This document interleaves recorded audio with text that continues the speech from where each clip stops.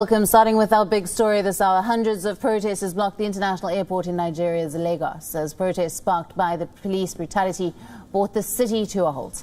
In the latest coming in, the governor of Lagos State has declared a 24-hour curfew across Nigeria's biggest city, as he said that protests sparked by police violence had degenerated into a monster. Now, crowds of demonstrators waved flags and placards outside the airport terminal.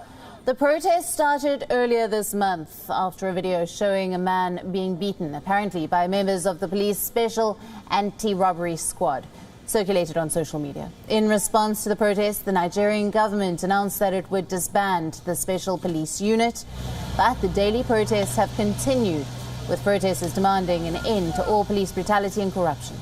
Since the protest began, at least 10 people have been killed and hundreds injured, according to Amnesty International. Meanwhile, the Nigerian youth minister said that those protesting must end their daily demonstrations and enter into dialogue with the government on law enforcement reforms.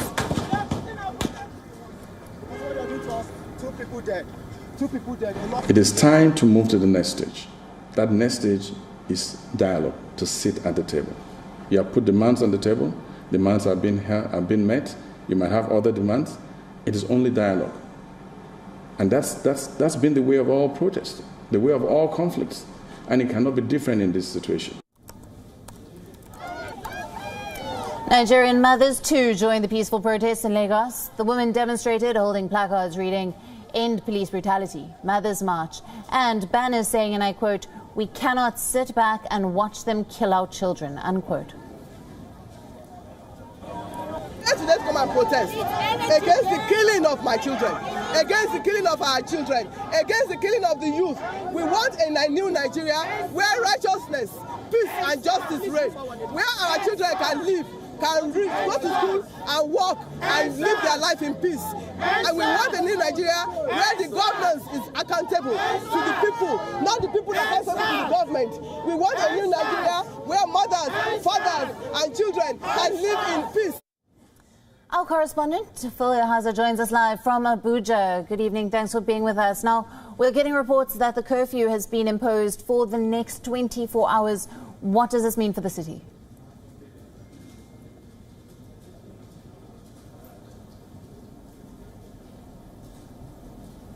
Well, thank you.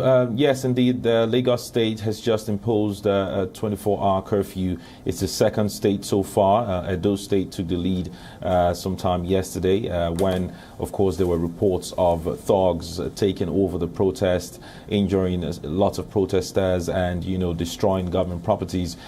So that's the state of things now. And Lagos State, if you recall, is one of the major cities that have seen thousands of youths, thousands of people troop the streets for 2 weeks now, demanding for an end to police brutality and, of course, the disbandment of the rogue unit, special anti-robbery squad, which, of course, the government has heeded to. So that's the state of things. It's a 24-hour curfew, which is supposed to start at 4 p.m. local time.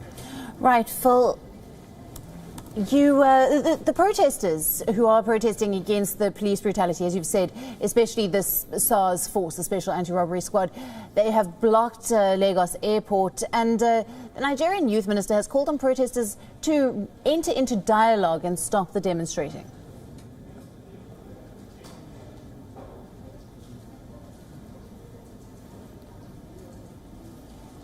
Well, indeed, they've gone into dialogue. The government has been able to conduct various discussions with, celebrities, prominent figures of the society, civil society organizations, in different strata of the society. But the amazing thing about this protest is the fact that there is no particular figure, maybe a leader, in the face of this protest. So, in fact, as it stands, the EndSARS protest, or the EndSARS itself, the acronym was started about 4 years ago by a man named Segun Awosanya, but at this point it has evolved. It has gone beyond a one-man movement. It is some kind of agitation, a long-awaited, much anticipated agitation, which is also legitimate by various youths, various people in the society, millions of people in Nigeria and, of course, outside the country, calling for years of brutality, assaults by the police. So although the government has,